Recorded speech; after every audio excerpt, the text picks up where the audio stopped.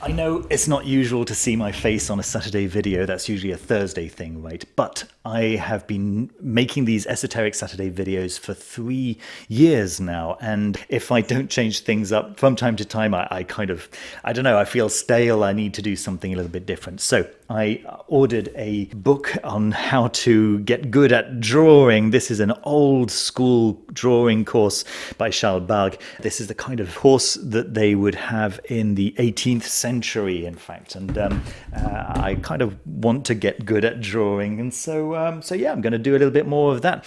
I've also noticed that a few of you have been complaining that those hypnotic fish going around and round and round kind of is disconcerting for you. And then also the GIFs, the memes coming up have been distracting. So this is just I'm trying out a new format, and it's giving me an opportunity to do something that I've been wanting to do for a long time. I can't tell you how much I love drawing, and I just never get to do it. So if I'm drawing a little bit every couple of Saturdays, then yeah, at least I'm getting to do it, and hopefully you don't hate it too much. Today we wanted to talk a little bit about divination, and I wanted to approach the two kind of main categories of divination that I can see. But before we get started, don't forget to click the like button if you enjoy what you see here, or the dislike button if you hate what you see here, and then subscribe also if you haven't done so already. If you'd like to support me, there's a Patreon, there's YouTube memberships, all kinds of great stuff. We can talk a little bit more about that at the end of the video. So the two categories of divination that I can think of are the intuitive and I'll call it grammatical forms of divination. Let's talk a little bit about what they have in common, first of all. I hear a lot of people asking me, who are we talking to, and who is in fact answering when we perform divination? Well, the name divination is about communicating with divinity, right? That's the whole point, is that you're trying to find out the mind of God, so to speak, or of the divine entity that you can think of that represents that vast mind. And I'm using that word vast mind not incongruously. Many of you will have done that mind expansion experiment that I posted at the very beginning of when I was doing these Esoteric Saturday videos. And you'll have experienced that you are not just your local self, but you are a part of something much bigger. This is the main experience that many people who do that mind expansion experience feel and report. And in my experience, that is in fact what is responding. When you ask a question, it is mind at large. It is the overall mind which responds. I've spoken in the past a little bit about the difference between the way the English language uses the two words idealism and realism, and the completely different way in which philosophy uses those two words. In English, we think of an idealist as someone who doesn't really have a firm grasp on how the world really works, and has got these lofty ideas on how the world should work, and doesn't really always realize that that's not how the world really works in practice, okay? And then on the other hand, you have the realists, and a realist is someone who has got their head firmly screwed onto their shoulders, who understands how things really are, and is able to act accordingly. In philosophy, those two concepts are completely different. So a realist in philosophy is someone who believes that the atom is the building block of the universe, and that if you can get the atoms in a particular configuration, then you will get a structure that can generate consciousness, that can generate mind. Well, on the other hand, you have the idealists who say that mind is in fact the building block of the universe, and that everything arises from mind, and that the material universe arises out of mind, and that the material universe is in fact an aspect of mind, and that we are individually linked to that mind. I love the concept of Indra's net. I think I may have talked about it before on the channel. It's this beautiful Hindu myth of the god Indra, who has this net which spans the entire universe.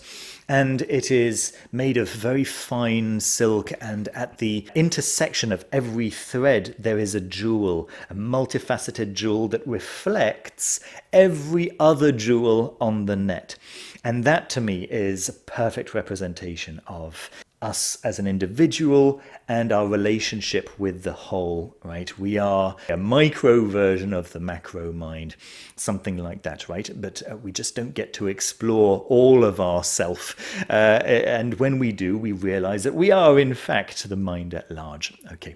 That is my core philosophy, right? So from that perspective, you can understand that divination is in fact a way of tapping into what vast mind thinks about what you, the local self, is asking about. Now, for many people, there is a big worry that the thing that they're speaking to might not be ultimate divinity or whatever. It might be local spirits speaking to you or making you do things that you shouldn't be doing and things like this.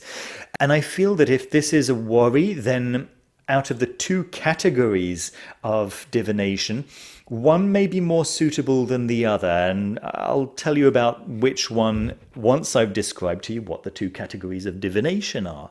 Well, there is the intuitive category, and there is what I'll call the grammatical category. So let's talk first about the category of divination, which falls under the header intuitive, and that's going to be your crystal ball, it's going to be reading tea leaves, it's going to be what else, oracle decks, but also an untuned radio, for example, for people who prefer an auditory experience. Well, what you're looking for is abstract input that doesn't have an obvious meaning, and then you will observe the surface of your absolutely still mind and notice the ripples that that input creates. Now you'll notice that I said the absolutely still surface of your mind. That can only happen if your mind is completely still, and so that entails a lot of meditation and personal mind hygiene that will ensure that stability of the mind. If your mind isn't completely still, then those crashing waves and foam that are created by worries and just your day-to-day life will completely erase any trace of those very subtle ripples that you're looking for. And it's those ripples that you are interpreting. Now, I'm using a lot of water metaphors here, and it is important to notice that they are metaphors, but I think that they're a good metaphor. You know, it's kind of easy to relate to that idea of a very smooth pool surface versus, you know, the waves of an agitated sea. Now, where are those ripples coming from? They are arising, they're surfacing from the deeper layers of your unconscious mind. It's basically the Rorschach ink blot method, right, where you're allowing something that doesn't have an intended shape, it doesn't have a form that should be recognizable, but you're allowing it to bring up some emotions, you're allowing it to bring up some ideas, some concepts. And so this method is great when you're reading for a client, especially when you're reading for a client that you don't know. If you're reading for yourself or for someone that you know and maybe love, then it's going to be very difficult for you to interpret the ripples that are in fact surfacing, and instead you're going to find yourself suppressing certain areas or ignoring certain areas and maybe imagining other areas. It's so subtle that it's very easy to do something like that, right? Whereas if it's for a client that you've never met, say you're the Oracle of Delphi and you're interpreting the thoughts that are coming to you from the fumes in the ground, you don't want your own imagination about that person or about yourself coming to cause waves where it is ripples that you're looking for.